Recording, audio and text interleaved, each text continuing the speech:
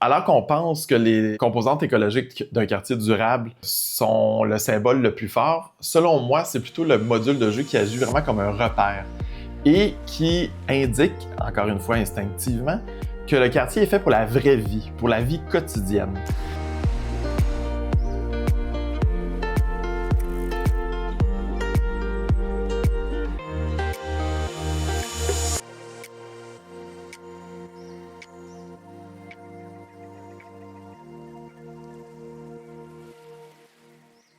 Les enfants.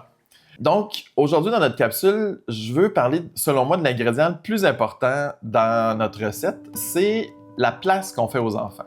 Un quartier durable sans enfants n'est pas un quartier qui, selon moi, instinctivement, on a envie d'habiter. Pour paraphraser Phyllis Lambert, il faut planifier un quartier pour les enfants et pour les oiseaux. Parce qu'une fois qu'on fait ça, dans le fond, c'est comme si on avait déjà pensé à tout le reste. Donc, évidemment qu'on ait des enfants ou qu'on n'ait pas d'enfants, c'est pas ça l'important. C'est de comprendre que lorsqu'on voit des enfants jouer, donc dans un parc, dans un module de jeu, on comprend instinctivement que ce quartier-là est sympathique, accueillant, sécuritaire et on peut facilement s'imaginer qu'on a envie d'y habiter. Les modules de jeu sont un signe d'appropriation collective. Alors qu'on pense que les composantes écologiques d'un quartier durable sont le symbole le plus fort, selon moi, c'est plutôt le module de jeu qui agit vraiment comme un repère et qui indique, encore une fois instinctivement, que le quartier est fait pour la vraie vie, pour la vie quotidienne. Et donc, quand les enfants envahissent le module de jeu et qu'on se promène, on est tout de suite interpellé par un quartier qui semble vraiment vivant, animé, dynamique. Donc, quand on met au cœur d'un quartier les modules de jeu, en plus on les rend démesurés, ça signifie et ça symbolise que le jeu est hyper important. Je pense qu'on a compris que l'intention de la planification s'adresse aux émotions des personnes et non au rationnel. On s'adresse au qualitatif et non au quantitatif. Parce que des cris d'enfants de plaisir, c'est nécessairement directement relié à nos émotions de bonheur. Un des très bons exemples que je peux vous montrer, c'est Hambourg. Donc, Hafen City à Hambourg. Hambourg est la deuxième plus grande ville d'Allemagne. Elle se situe dans le nord du pays. Elle est sur les rives de l'Elbe. Et c'est très intéressant de noter que Hambourg a planifié au vol l'agrandissement de pas moins de 30% de sa superficie en reprenant les îles qui donnent sur l'Elbe, qui étaient historiquement une composante industrielle qui accueillait beaucoup de fonctions d'usage, d'entrepôts et des choses comme ça. Donc, Hambourg a planifié de complètement reconfigurer ces îles-là, d'amener des équipements, évidemment énormément de résidentiels. Et qu'est-ce qu'on trouve au centre de ce nouveau quartier? Et oui, je vous le donne en mille, des grands parcs avec des modules de jeu importants qui signifient tout de suite que l'enfant, la famille, la vie se passe au cœur des quartiers, que c'est dans ces parcs-là qu'on pense animer prioritairement l'ensemble des quartiers. Donc, un des parcs a des jeux, des modules avec la présence d'eau, du sable, des balançoires, donc un peu des modules un peu plus standards. Mais dans l'autre parc, on a vraiment une présence de verdure importante, des glissades qui sont très hautes, des trampolines. Et on voit tout de suite qu'il y a une mixité qui est dans ces parcs-là. On voit tout de suite qu'il y a plusieurs personnes qui les fréquentent, qu'il y a plusieurs personnes qui les vivent.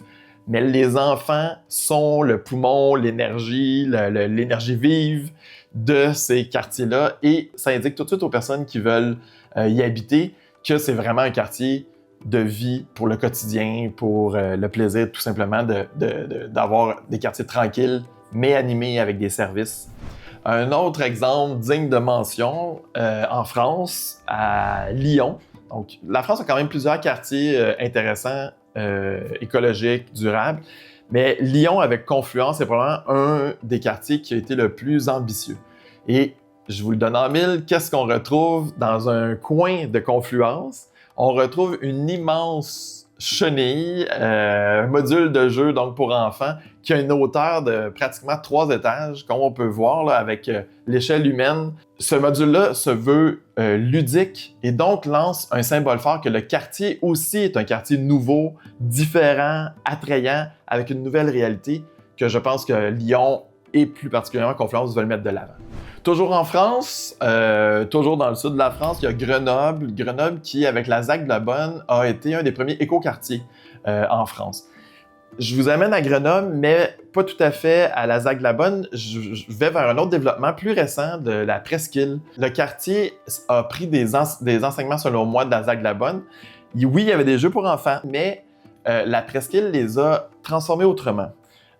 Donc, Presqu'île, quartier, une fois encore là, avec des composantes écologiques très poussées. On voit des panneaux solaires, mais la distribution, comment les immeubles se déposent autour d'une friche, se déposent vraiment dans un terrain qu'on a laissé, où on sent que la nature reprend ses droits. Donc, on n'est pas dans de l'aménagement contrôlé, on sent que c'est une friche. Mais dans ce parc-là, ou cette composante végétale-là, il y a une fois de plus un jeu pour enfants. Donc, on n'est pas dans un module grandiose, gigantesque, mais on est dans un module, encore une fois, unique, différent. Donc, on joue avec le thème médiéval, château, et surtout la douve qui est intéressant parce que c'est même difficile comme parent de se rendre au module de jeu. Donc, c'est des éléments très singuliers de Grenoble, mais on les a amenés jusque dans les modules de jeu. Un autre exemple tout autant inspirant, bon, je vous en ai déjà parlé, Malmö, on est en Suède, dans le sud de la Suède, le quartier donc BO01 à Malmö, les jeux d'enfants. Donc, c'était la première fois que je voyais des jeux d'enfants aussi imposants, aussi grands. Donc, c'est véritablement un exemple où là, on voit de très loin le module pour enfants. C'est un appel clair, c'est un repère clair que dans ce quartier-là, il se passe des choses différentes. Bon, là, vous vous dites, vous entendez mes exemples. Oui, on sait encore des exemples d'Europe, encore des exemples en Scandinavie. Mais non, il y a des exemples au Québec aussi. Je vous en ai trouvé un pas très loin d'ici d'ailleurs. Le parc des Joyeux Vikings, donc un parc dans le centre-sud, à Montréal, un parc qui a été conçu dans les années 70 probablement, là, et qui était plutôt à l'abandon, qui, je dirais, pas très fréquenté. Et on aurait fait des jeux il y a quelques années à peine, et le module de jeu qui a été fait était soudainement très haut, très grand, c'était une grande glissade. En stainless, donc vraiment un module de jeu qui contrastait avec les anciens modules de jeu, mais surtout par sa hauteur, sa démesure. Je ne sais pas si c'était conscient de faire un jeu aussi grand, mais clairement, la personne qui a réfléchi de faire le jeu a vu le quartier d'une autre façon qu'on était habitué de le voir. A dit, c'est une occasion incroyable de mettre un gros module dans ce parc-là. Donc, comme quoi, juste en ayant changé le module de jeu dans le parc des Joyeux Vikings, on a donné une nouvelle vie au parc, mais on a envoyé un symbole encore plus fort à l'ensemble du quartier. C'est que ce quartier-là, les familles étaient les bienvenues. Donc, moi, je pense que le parc des Joyeux Vikings est un exemple hyper parlant de qu'est-ce qu'on peut faire pour simplement changer une perception de l'espace. Et puis, soyez honnêtes, qui n'a jamais eu envie de grimper au sommet d'une tour, de prendre une grande glissade et ensuite de se lancer dans des jeux d'eau à 35 degrés Celsius? Qui?